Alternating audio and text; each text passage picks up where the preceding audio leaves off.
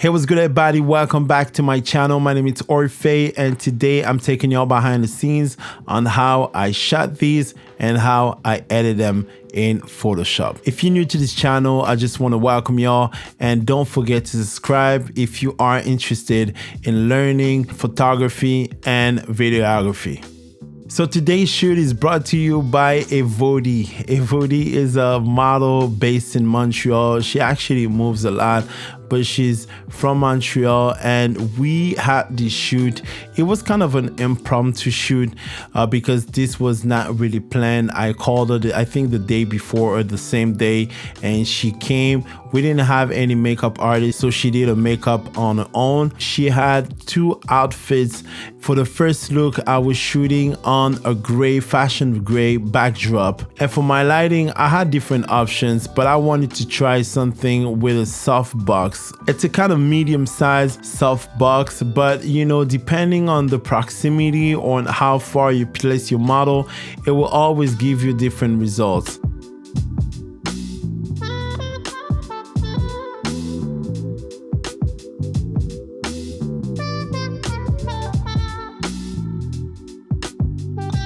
In terms of camera, I was shooting with the 24 to 105mm lens from Canon. I think this one is almost my go-to lens when it comes to shooting in studio if I'm not using the macro. I wanted to get a different vibe, a little bit more diffused, so I had to change for one of my favorite modifiers, which is the 7-foot umbrella.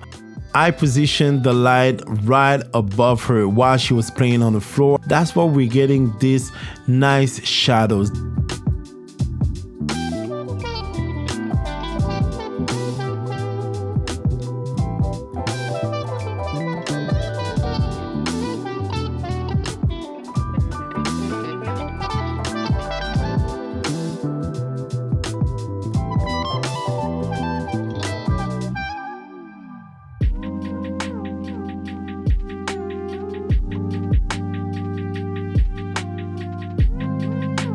For the second look, she brought different shorts and also a different type of top. It was kind of the American flag, and I love the fact that, you know, it was kind of blue and with those white stars. And the way I wanted it, I wanted something bright. I wanted something super, you know, bright on a white wall, and that's what we did. To achieve that, I just took off my modifier and shot with a bare bulb against the wall.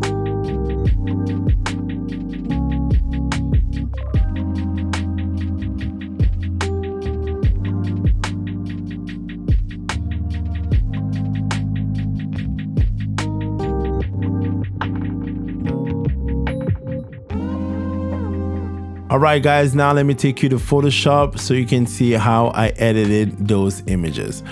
So for this image, this is the before and this is the after. Now let me just take the black and white thing here off. This is the before and this is the after. And this was the image kind of straight out of the camera. So now let me just go back to, all right, this was the shot. Let me show you, this was the shot. And for the temperature, you know, although I was shooting flash at about 56K, I didn't want this look. Let me just put it to as shot. This was what I was getting. And since I'm shooting, okay, this is the normal look of the photo. I mean, it's cool, but I wanted to have a different character, a different vibe to it. I wanted something a little bit yellow because she had a wig that was yellow. So I wanted to match the whole vibe. So in Photoshop, the first thing that I did, I removed all the distracting elements. As you can see, like on top here, there was something, some hair, and maybe on the shirt.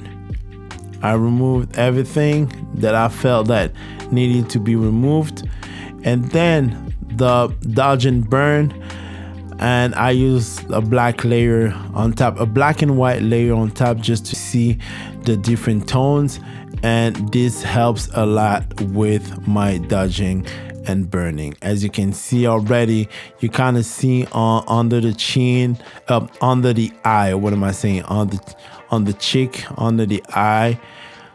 Let me just do this, black and white.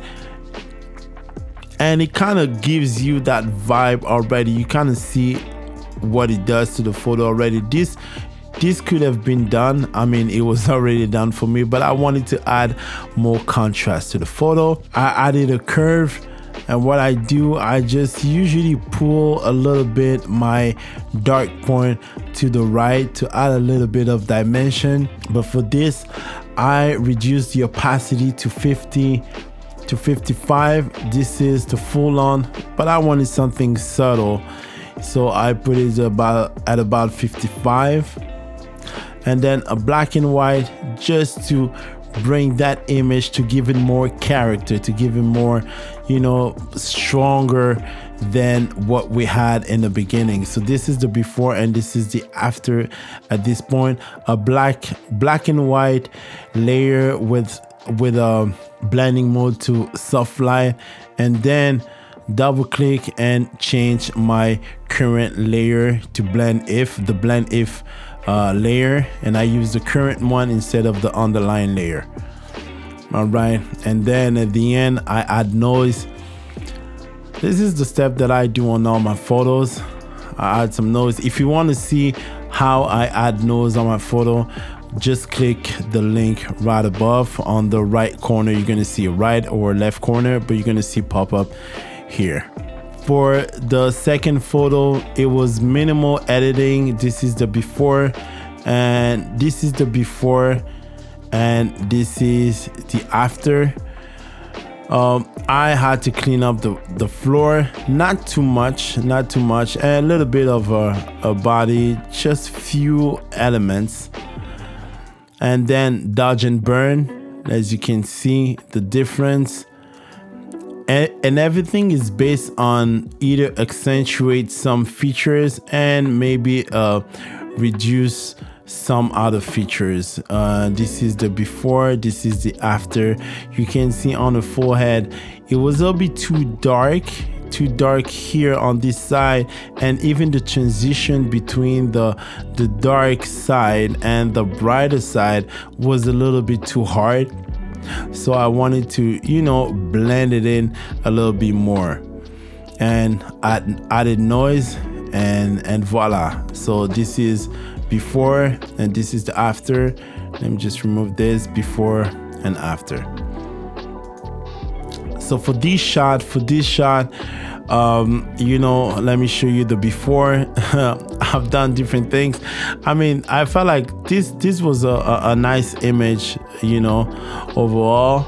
And what I wanted, we didn't pay attention, but the matte box was turned upside down, or the logo was written on the other side because it was not in the right direction. So I had to flip this, and also clean, the base of the wall, the end of the wall, to make it look, nice. And dodge and burn, as you can see, this is my go-to to accentuate or to just remove some things that I feel might be a little bit distracting. And the black and white, I usually use the black and white for dodge and burn. And then my curve layer. And on the curve layer, this is something that I do most of the time, because as you can see, there's a little bit of washed out. It's not really washed out, but I don't like that washed out type of, it's kind of a veil in front of the photo. So what I do, I just pull my blacks a little bit on this side, and depending on how much I pull, I reduce the opacity when I do it in Photoshop. But sometimes I also do it in Capture One.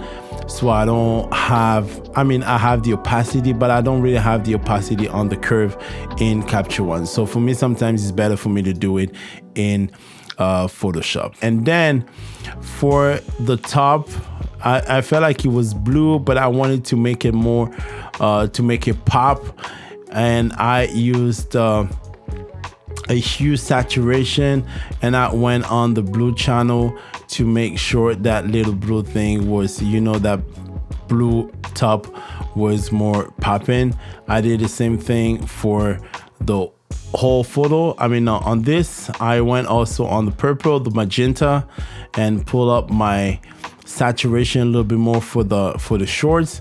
And then the selective color was for the whole photo because I felt like it wasn't colorful enough.